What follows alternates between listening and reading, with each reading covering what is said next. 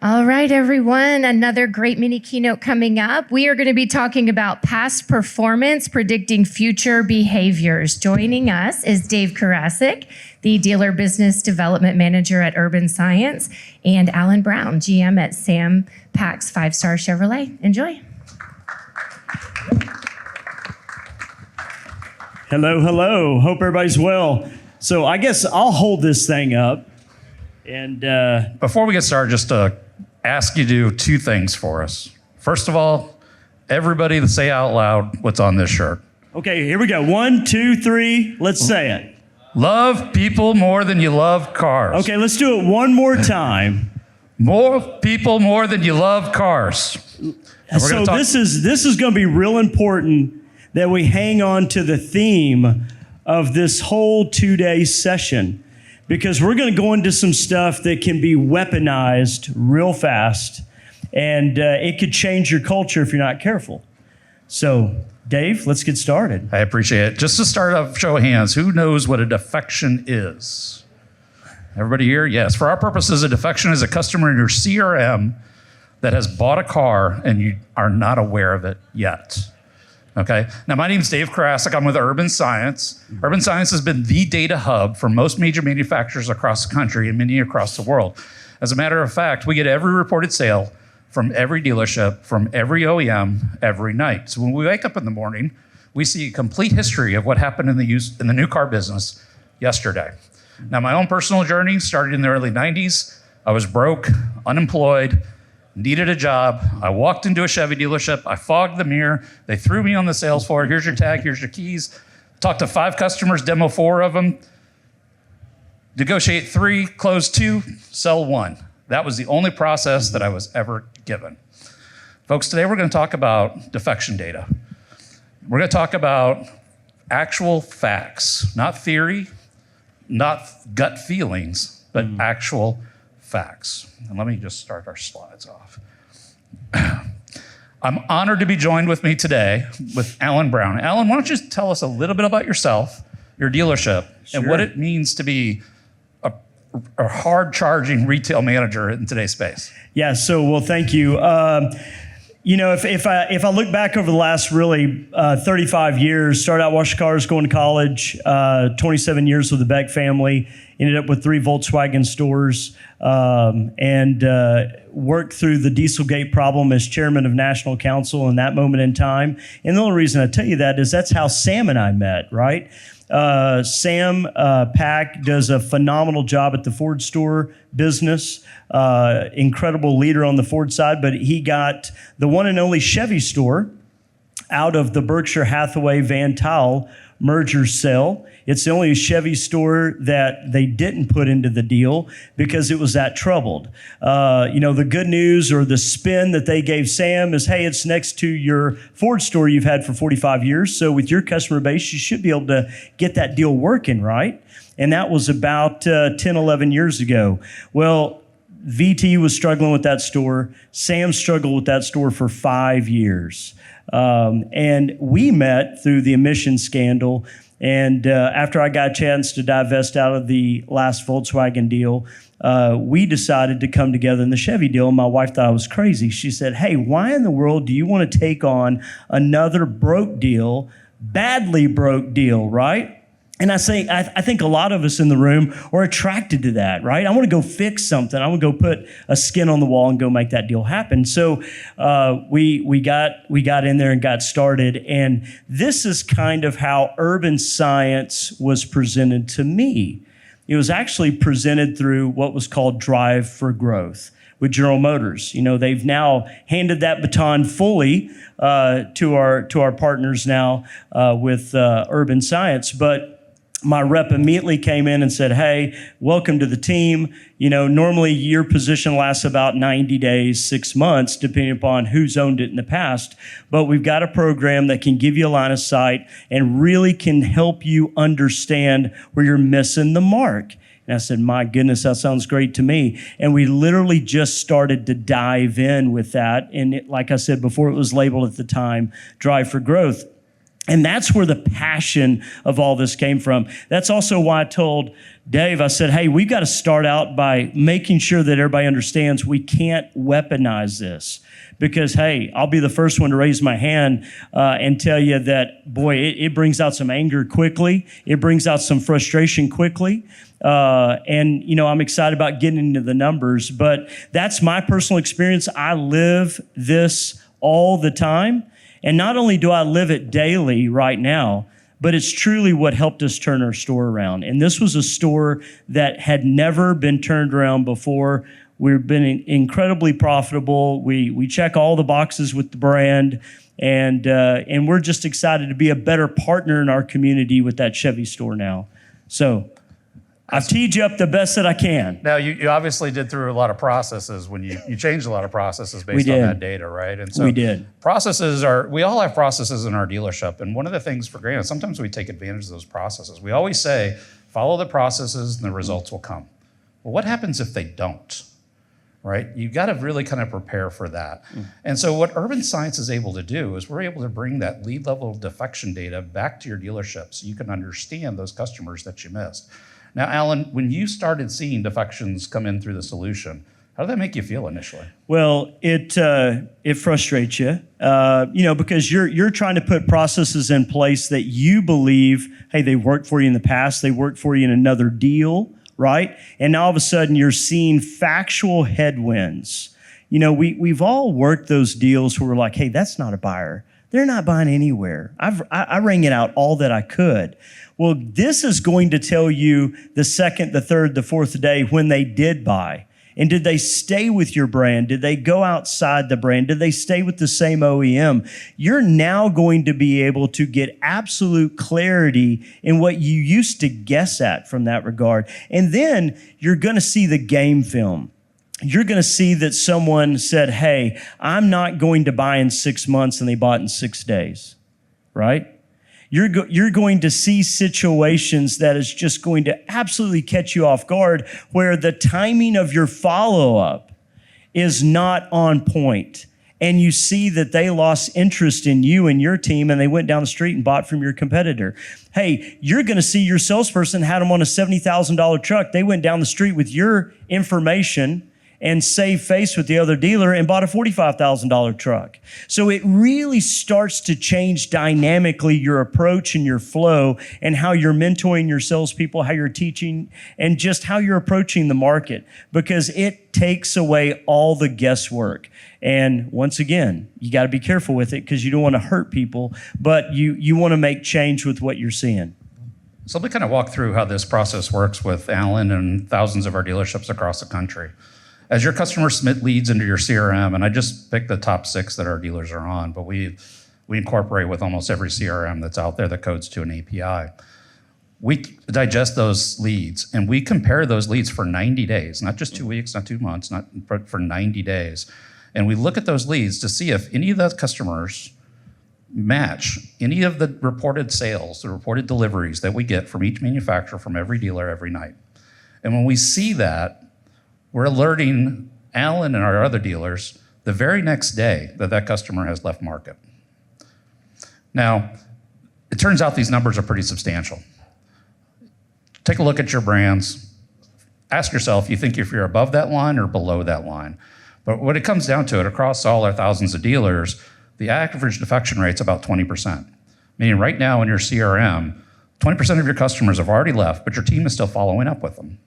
Now imagine the time you could get back if you were able to retain those resources and direct them somewhere else. Now, Alan, when you first saw the defections coming across, and I think at the time GM is right around 21%, did you see those kind of numbers improve over time as you started working on these? Well, of course. I mean, what we do is when this report comes out, and he'll show you a picture of the snapshot here in just a moment, but what we do is we go into the CRM and just start digging into the data, listen to the phone calls, all that stuff, and then we put it into a very simple spreadsheet. And now we have our training tool of the day. Right? On Fridays, we'll take it one step further. We bring all the salespeople into a room with the managers and the BDC team, and we'll actually play some videos, and we'll go through chronologically possible missteps, And hey, there's times that we missed a deal and we did everything right. But we're being mystery shopped out of Wisconsin or whatever, and we can see how far we were being cross-shopped out of market from that standpoint. So it just, you see improvement, and when you look at how you're creating this data and how you're categorizing this data, what you're going to see over time is what you used to miss deals on, you don't miss deals on anymore. You see the improvement. Your salespeople see the improvement. And then there's excitement around it, because when this comes out and you start digging into the data, you don't want people running from you, right? You want people excited about going into that 12 o'clock meeting to break it down, because at the end of the day, nobody gets paid to get close, right? We get paid to actually do the deal. And so they're hungry for it. We just got to be careful with it. Yeah, so, the reason why we asked you to read out that shirt out loud is the top phrase of this. Do you really know your customers as well as you do your inventory? Right, I was a desk manager too. I knew where to find my incentives. I knew how to balance them and interest rates. I knew delivery dates. I knew when I expect the cars. I knew all this information about my product, but I had no insights into my customers. Now, Alan, you and I showed you this statistic just a couple of days ago, right? Yeah. Basically, 69%. This is from our Harris poll that we just completed. It's available on our website at urbanscience.com if you want to read the complete report. But 69% of customers that we polled don't believe that salespeople have the abilities to take them from contact to close. Now, Alan, scary. Did you see that within your own dealership? Yeah, you're going to see everything that we're walking you through. And the more you baseline it up front, the more you'll be excited about progress from that regard. But, yes, you're going to uncover training issues. You're going to uncover what you were teaching 6 months ago doesn't really have a whole lot of relevance based on inventory levels that are shrinking or ballooning, pricing strategies, just whatever headwinds that you're facing, you're going to start making adjustments a lot faster. And oh, by the way, I lowered my ad expense because I got so much more targeted with the ups that we had. If you really think about, if we care for what we really have instead of trying to go out and produce more, what really can you do? Yeah, great point. Great points. So let me break this down how it works at a dealer level. So, let's say that your dealer out there, at Homewood Chevrolet or Homewood Motors has 300 leads and they get 300 leads a month. Well, the only visibility that you really have into those leads are the ones that you purchased. And so let's say this example, this dealer closes 10%. They know about the 30 leads they sold. And they think that at this point, they have 270 leads to keep farming and following up with. But in reality is, we're able to identify 45 customers that purchased elsewhere. Mm-hmm. And it's not just that they purchased elsewhere, but some of those, I never expected to capture every sale from every customer. We know we're losing business to competitors. We know they're taking business from us and we're taking business from them. But there are some leads that matter more than others. For instance, how about those leads that live in your PMA and we're inquiring about the exact model that you have plenty of availability on? You'd want to know more about how those leads were treated, right? They're more important to you than maybe the customer that's 30 miles out of your market. So Alan, when you started seeing these breakdowns, and when you saw the reduction in follow-up customers that you had to do, what were some of the key points that you thought you needed to pivot to make sense of that data? Well, one, you become more efficient with what's still remaining, right? You become a lot more targeted to what's still remaining. And you're looking at game film also on what you lost so that you try not to replicate that mistake on what's still remaining. So, it really starts to clean up the workflow and the tasks that we create on our people. If some of us, if we're honest with each other, the tasks that we're asking them to do is so great that is it really being done with the proper professionalism behind it and the proper time behind it. So this is also going to help streamline that and give you a whole lot more efficiency, and you're going to be a whole lot more targeted with the time that you are spending on the lead. Alan, I remember our conversations. We've spoken about this many times. Your sales members were marking leads lost only for you to find out that they were buying 2 days later or 3 days later, right? Yeah, you can't run from the timing of this. Yeah, for sure. How many of you in this room have processes in your dealership where a salesperson can come up to a manager and say, this customer's ghosted me. They haven't responded to any of my emails. They haven't responded to any of my messages. They're not answering my texts. I think this deal is dead, and the managers kill it. Well, I'll tell you, when we see that, the first thing that they see when they start looking at the defection data is those are the leads that the salesperson sold them that were not in market. That's right. It wasn't that the customer wasn't in market, right? Well, and one other point too, we're really talking a lot about how we manage and mentor our salespeople. But let me tell you, folks, this is a great managerial tool for managers, desk guys, F&I guys. We all have that desk guy that thinks that, hey, when he sends out last pencil and they're not doing it, they're not buying anywhere, right? We all have to have a little bit of ego working a desk, right? So an incredible tool to go back to your desk and your leadership team and say, well, hold on now. Here's what really happened. Because now we have a line of sight to that. I keep hitting the wrong button. Audio guys, am I still doing okay over there? Okay, perfect, thanks. And so the first thing that Alan mentioned to you is that, hey, if you want to drive efficiency in your dealership, stop following up on those customers that have already purchased, right? Quite simply, the first thing you could do is just do that. When you stop following up, what did that allow your sales team more time to do? Well, be a whole lot more detailed on what they do have.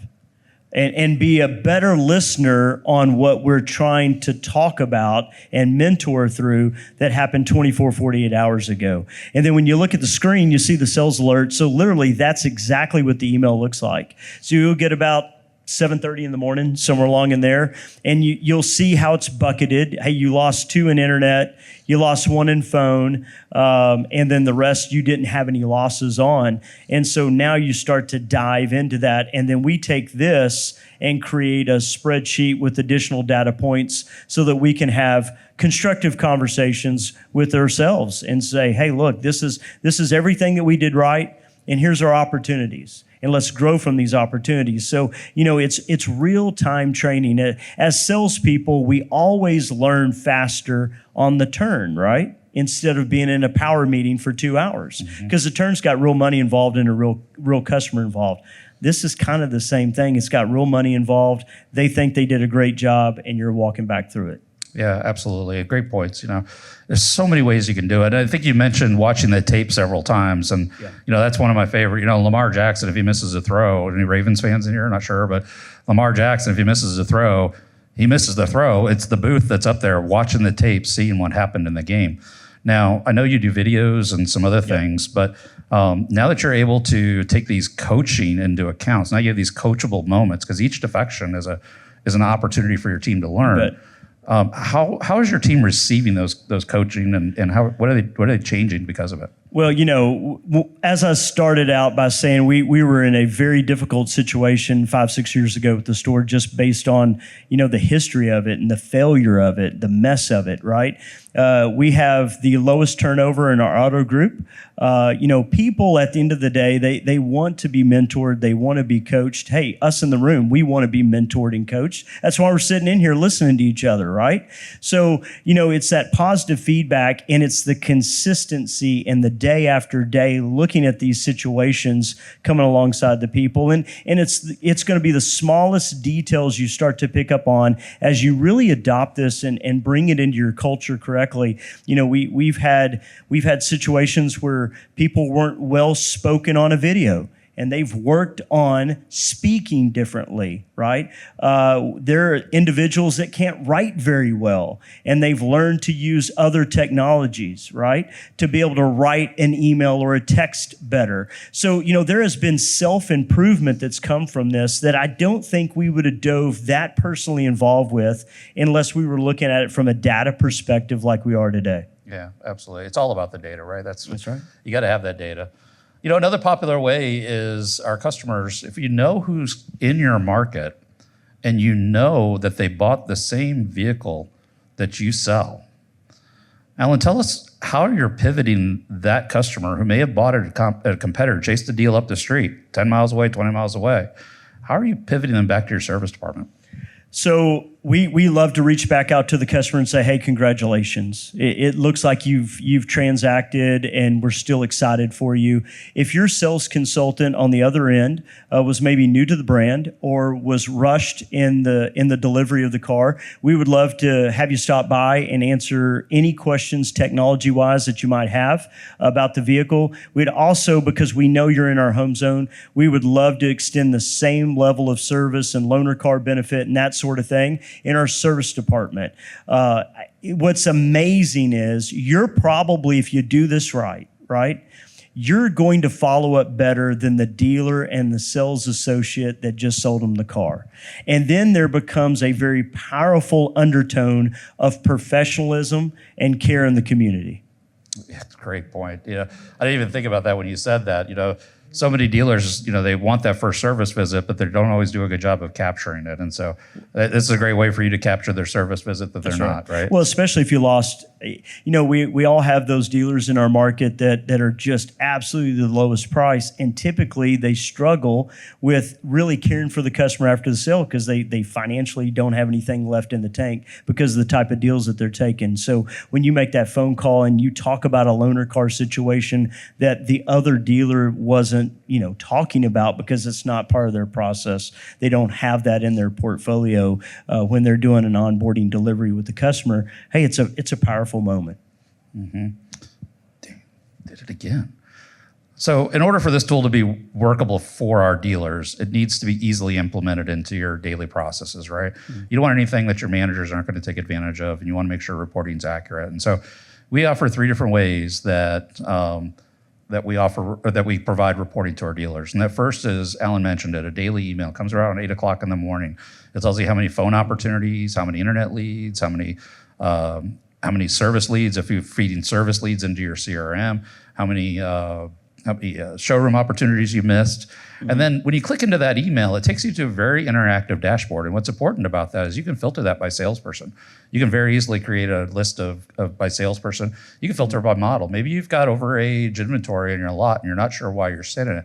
First thing you want to go to is, hey, how am I missing the deals that people are asking on it, right? How can I improve that? And so if you got overage, then pivot right to that. And then, or even that, sorry for cutting you off, but hey, we've changed some ordering processes with what we've seen defect. The more time you spend on this, the more stuff is going to jump off the page at you. That will help you steer your ship maybe a little more efficiently. Yeah, absolutely. And the final way we do is CRM integrations. Now, Alan, I think I told you, we're integrated 2 ways, and with quite a few of the popular CRMs are out there. We just started in the process of finalizing our integration with DriveCentric, and I just told you that. By the way. So what we're able to do is we're actually able to push a note into many of the CRMs to allow your sales team, when they first come in the morning, they're looking at their long list of emails, phones, and text messages that they have to send. It alerts them right away that they don't have to follow up with this customer because the customer lost. Yeah, this is big because until we got our spreadsheet together and got through our managers meeting and that sort of thing, really the salesperson, unless they made contact, they don't know yet that they've defected. But now, thank you, they'll know, it'll be pinged, it'll be marked in their work plan. Yeah, absolutely. So it's a fantastic way to integrate. Now, your sales managers, they embrace this pretty easily. Do they have any issues with it when they just launched it? No, we have a standing meeting, obviously, with Dave and team, and our entire corporate division will be on that call. I've also invited GM Financial. I have GM Accessories on the call. So we really make it a collaboration, and we do a kind of a recap call once a month. And my biggest nugget that I want to give everybody in the room when you do that is you've got to have action items. So you've got to establish after that call who's got what, 3 or 4 action items on improvement you're going to have after that monthly call, and then kick off your next meeting with what those action items, who did what, are they taken care of, are they resolved, and you will see big progress from that piece of it too.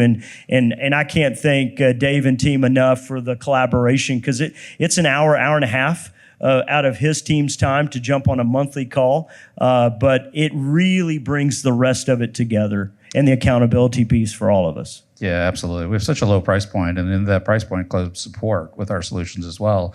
Make sure you're constantly trained. make sure that if you need new team members, or even if you want to uncover some data that you're having trouble finding, the team is there to support you in those endeavors. And so it becomes a very synergetic approach to the business. So with that, I don't know how much time we have. We got 5 or 6 minutes. We got 5 or 6 minutes. Okay. Yeah. So before we take any questions, I don't want to miss out on the opportunity to really thank Alan Brown for joining us today, giving us his insight. He's gone through a lot of challenges, and this data has really helped him out. We have over 3,600, 3,700 dealers. I got 10 more signed up today that are on this solution and are excited about it and are making changes in their process. It wasn't that their processes were broken, but sometimes the processes doesn't have enough data to make it effective. And this is another data point that you can add to that to get better processes and improve your sales. So, want to take some questions, Al? Yeah, absolutely. Right. Any Please. questions out there? Yeah, go ahead. Yes, sir. I'm hearing a lot about changing process and different workflows and tasks. I'm curious exactly what that means. There's a lot of generic and standardized timelines that we communicate and try to communicate with customers to create engagement. I don't know how we change that. I'm curious how Take that. I think it's an extremely fair question. So first of all, you have to know who you are with your own personal processes. Then once you launch this, when you see the defections and then you go in and you get the data out of your different elements of how you run your store, your CRM, that sort of thing, talking to the salesperson. If the notes aren't very good in there, hey, that's another thing. You'll learn real quick who's putting notes in the system and not, because you're going back to try to get game film, right? Recreate the autopsy. That's when you personally are going to look at who does what by when and start making adjustments, right? Or you continue to kick the can down the road and you continue to see a whole lot of defections. And at some point, there's going to be an intersection of frustration where you're like, okay, hey, maybe I need to make some adjustments. And that's exactly what we went through, right? We all run a store a certain way. And at the end of the day, we do a good job at working hard at trying to put processes in place and hold the line with those processes. This is going to be subtle reminders for you to go make the little tweaks that's going to make a huge impact. We all know that a salesperson can be on a deal right now at one of our stores and say 1 or 2 words wrong or body language a little off, and can it cost us a car deal? This is no different. This is just game film on your own processes that at some point you're going to have to take a look at it and say, okay, can I adapt? Can I change? Can I look at something a little differently because I've got too many defections? You know, and I want to add to your question, and thanks for bringing it up, because obviously I found a hole in my slides that I probably should have included. But some of the data that you find out, not only do you know who bought the car or who defected from you, you also know if they stayed in brand or not. So you know if they stayed and bought from your competitors at the same brand, or if they bought from another manufacturer altogether. You also know if they live in your PMA. You also know how many days it took them to make that decision. And what you start doing, and all this data is exportable in a spreadsheet, when you start looking at it and you filter it by customers that are 2 weeks old, now you'll start seeing where customers that are 2, 3 weeks old that are defecting even faster than customers that might have bought 2 or 3 days after the process. And so you start to see trends in your own data where you're understanding where your gaps are in the communication. Some of these leads, and you're going to see by lead source and by traffic type as well. And so like for Kelley Blue Book, for instance, Kelley Blue Book is a classic lead. You either love them or hate them. But when you look at them on paper, they have a very low close rate to the same dealer. But they have a very high buy rate overall, because even though the dealer's not doing a good job in closing them, there are still lots of deals that are being sold out of that same group of leads. And so now you can start to understand how long it takes for those Kelley Blue Book customers to actually buy a new car. And I'll tell you, it's 2 to 3 weeks, statistically. And so now you have to see, is your process robust enough to handle that contact through close for that long time, right? Are we just checking in? Are we just saying, are you ready to buy today? Would you like to set an appointment? Or like Alan's team, are you customizing videos to enrich them? Are you asking questions? Hey, it's been a couple of weeks since we connected. Are you still looking at the Chevrolet, or are you just considering other manufacturers? You start to build those bridges along with the data, and it really starts to open up your eyes. I hope that better answers your question. Yeah, and I want to piggyback on one thing. So this monthly meeting, right? We were getting hammered on KBB because 439 leads, and you've only sold 2 cars, and the market sold 12, and Sam's wanting to lose his mind, right? But what we realized real quick is the report did not give us count for the cars we bought. So the team would bring that additional data on the call so that we could share that and say, okay, yes, we know it's also a good sales tool, but we primarily are using it as a purchase tool. A couple other things, just like any other report you look at, you can cut the data a whole lot of different directions. Great way to hold your manufacturer accountable on holes in your inventory. So oddly enough, I was able to tell the brand pretty quick when Traverse first came out, Rockstar, flying off the shelf.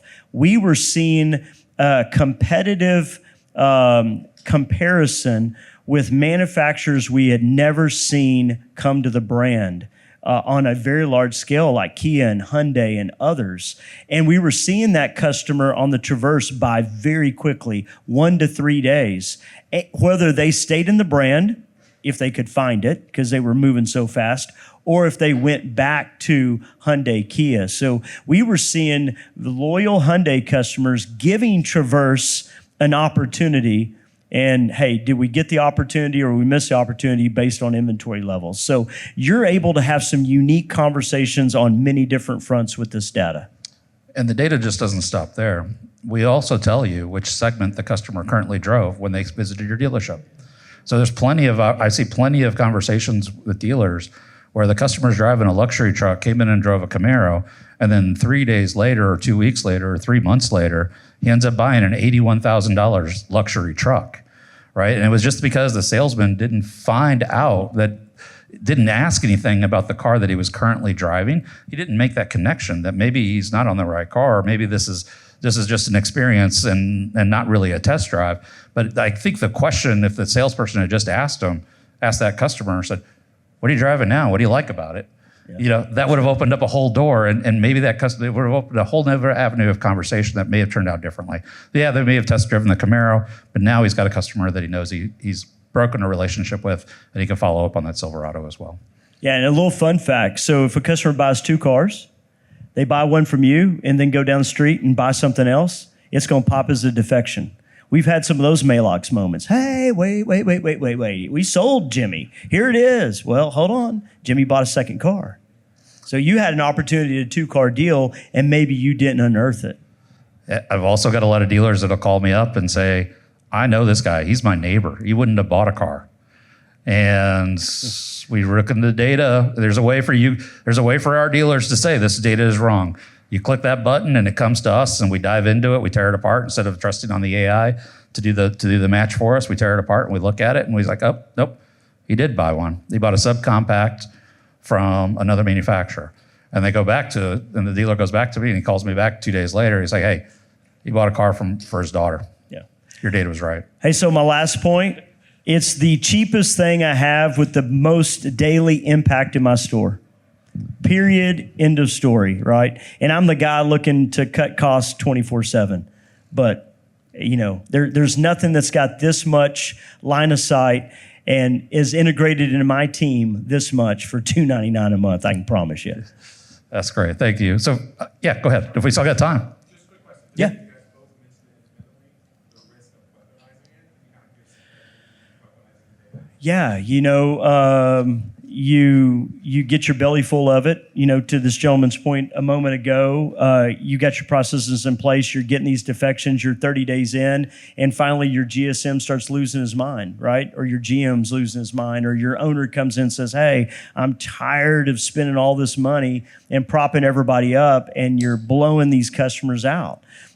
So the faster you can get to a planned daily routine, the more you won't weaponize it. But you have to be so careful because, people want to be excited about you bringing this forward in a meeting daily and having the monthly meeting.